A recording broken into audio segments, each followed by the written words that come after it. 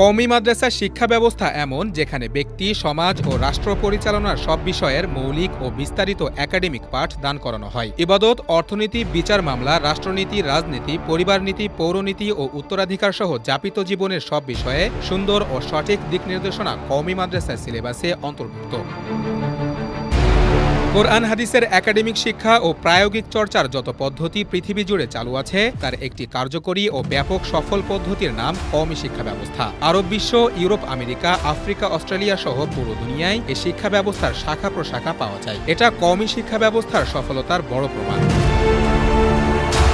সম্প্রতি প্রবাসী সাংবাদিক ইলিয়াস হুসাইন এক অনুষ্ঠানে কিছু অবাস্তব, অসত্য ও অজ্ঞতাপ্রসূত প্রশ্ন তুলে মাদ্রাসা শিক্ষা ব্যবস্থা ও আলেম ওলামাদের প্রতি তীব্র তুচ্ছতাচ্ছিল্য প্রকাশ করেছেন। ইলিয়াস হুসাইন অভিযোগ তুলেছেন, মাদ্রাসায় অর্থনীতি পড়ানো হয় না, কোরআনে অর্থনীতি সম্পর্কে কিছু বলা হয়নি, আলেমরা কোরআনের অর্থ জানে না। বাংলাদেশের আলেম সমাজ ইলিয়াস হুসাইনের এই মিথ্যাচারের তীব্র প্রতিবাদ জানিয়েছে, সামাজিক যোগাযোগ মাধ্যমে তীব্র ক্ষোভ প্রকাশ করেছেন।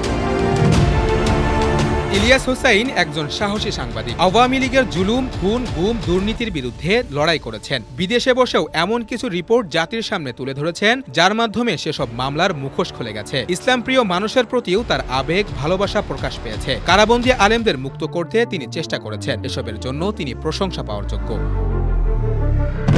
কিন্তু কওমি মাদ্রাসার শিক্ষা ব্যবস্থা নিয়ে তার করা অভিযোগগুলো মিথ্যা, অবাস্তব। কোরআনে অর্থনীতির কথা নেই, এ কথাটি ডাহা মিথ্যা, সাংবাদিক ইলিয়াসের অজ্ঞতা বা মূর্খতা। তার কথার ভেতর পরিচ্ছন্নভাবে ইসলাম পূর্ণাঙ্গ ধর্ম, এ কথার অস্বীকার ফুটে ওঠে। সূরা ইউসুফে কৃষি অর্থনীতি নিয়ে আলোচনা আছে, সূরা কুরাইশে বাণিজ্য নিয়ে আলোচনা আছে, সূরা বাকারায় অর্থনীতি, সুদী অর্থনীতি নিয়ে আলোচনা আছে, সূরা লাইল, সূরা আলে ইমরান, সূরা নিসা, সূরা নূর সহ আরও অনেক সূরায় অর্থনীতি নিয়ে আলোচনা আছে। পবিত্র হাদিসের সুবিশাল ভাণ্ডারে প্রায় প্রতিটি হাদিসের কিতাবে কিতাবুল বুয়ু, ক্রয় বিক্রয়, ব্যবসা বাণিজ্য, লেনদেন নামে অধ্যায় রয়েছে। যেসব হাদিসের কিতাব সরাসরি কওমি মাদ্রাসায় পড়ানো হয় সেগুলোর প্রতিটি কিতাবে ক্রয় বিক্রয়ের অধ্যায় আছে। বিশেষভাবে সহিহ বুখারী ও সহিহ মুসলিমে গুরুত্বের সাথে অর্থনীতি নিয়ে আলোচনা রয়েছে। কওমি মাদ্রাসার সিলেবাসে ফিকহি অনেক কিতাব পড়ানো হয়। মাওলানা বা তাকমিল ডিগ্রি সম্পূর্ণ করতে হলে প্রতি বছর মাসালা ফতোয়ার 1-2টি কিতাব পড়তে হয়। এই কিতাবগুলিতে ইসলামী অর্থনীতি, আধুনিক অর্থনীতি বিষয়ে ধারাবাহিকভাবে ক্লাস হয়ে থাকে। এছাড়া তাকমিল বা মাস্টার্সের পর উচ্চতর গবেষণার ক্লাসগুলোতে স্বতন্ত্রভাবে আধুনিক ও প্রচলিত অর্থনীতি, আরব বিশ্বের প্রচলিত অর্থনীতি, ইসলামী অর্থনীতি নিয়ে বিশদ পাঠদানের পাশাপাশি গবেষণা হয়ে থাকে। বাংলাদেশের অনেক ব্যাংক, বিমা ও আর্থিক প্রতিষ্ঠানের বিভিন্ন পরিষদে আধুনিক ও ইসলামী অর্থনীতিতে পারদর্শী অভিজ্ঞ আলিমগণ কাজ করছেন। আর্থিক প্রতিষ্ঠানের প্রতিনিধি হয়ে তারা দেশ বিদেশের বিভিন্ন ট্রেনিং, সফর ও চুক্তি করছেন। শাহজালাল ইসলামী ব্যাংক লিমিটেডের শরিয়া সুপারভাইজারি কমিটির চেয়ারম্যান হিসেবে কাজ করছেন বিশিষ্ট ইসলামী অর্থনীতিবিদ ও গবেষক মুফতি শাহেদ রহমানী। এর আগে আল্লামা আব্দুল হালিম বুখারী রহমাতুল্লাহি আলাইহি একই পদে দায়িত্ব পালন করেছেন। ইসলামী ব্যাংক লিমিটেড ও সোশ্যাল ইসলামী ব্যাংক লিমিটেডের শরিয়া সুপারভাইজারি কমিটির চেয়ারম্যান হিসেবে দায়িত্ব পালন করছেন পটিয়া মাদ্রাসার সাবেক পরিচালক মাওলানা ওবায়দুল্লাহ হামদা। একই সাথে তিনি ফার্স্ট সিকিউরিটি ইসলামী ব্যাংক লিমিটেড ও এনআরবিসি ইসলামী ব্যাংক লিমিটেডের শরিয়া সুপারভাইজারি কমিটির সদস্য হিসেবে দায়িত্ব পালন করছেন। পাশাপাশি সেন্টার ফর জাকাত ম্যানেজমেন্টের সদস্য হিসেবেও দায়িত্ব পালন করছেন।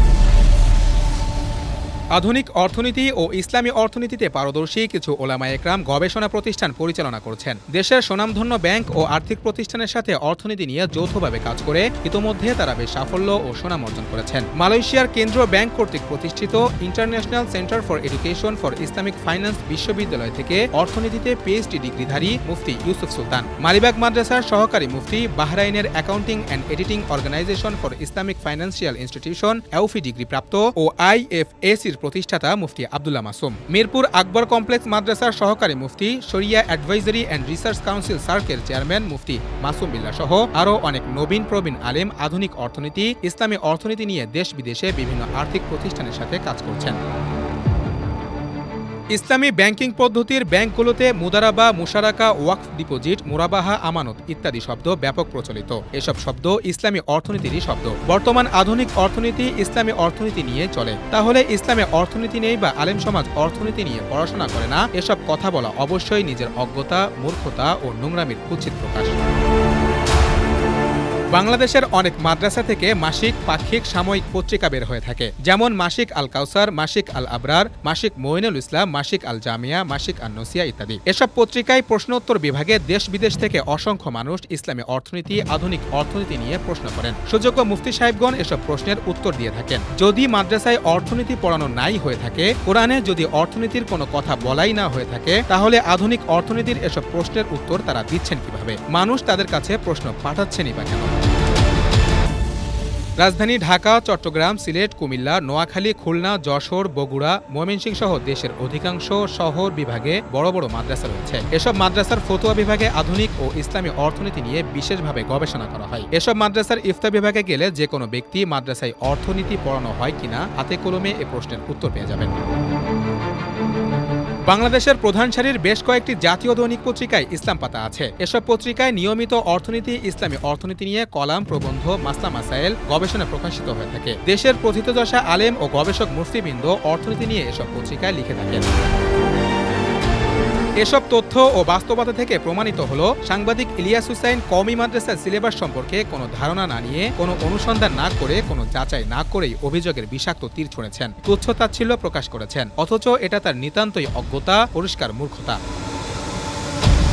ইলিয়াস হুসাইন ওলামা ইকরামের খেদমত, কৃতিত্ব, মেহনত, গবেষণা সম্পর্কে খোঁজ খবর না নিয়েই গুরুতর অভিযোগ উত্থাপন করেছেন। অত্যন্ত নিচুতার পরিচয় দিয়ে ওলামা ইকরামকে অযোগ্য প্রমাণের কুচেষ্টা করেছেন। অজ্ঞতাসুলভ বিদ্বেষ থেকে অভিযোগ চাপিয়ে দিয়েছেন পুরো কওমি সমাজের উপর। অথচ বাস্তবতা হলো, কওমি মাদ্রাসায় ইসলামী ও আধুনিক এসব বিষয় সর্বোচ্চ গুরুত্বের সাথে পড়ানো হয়, গবেষণা করা হয়।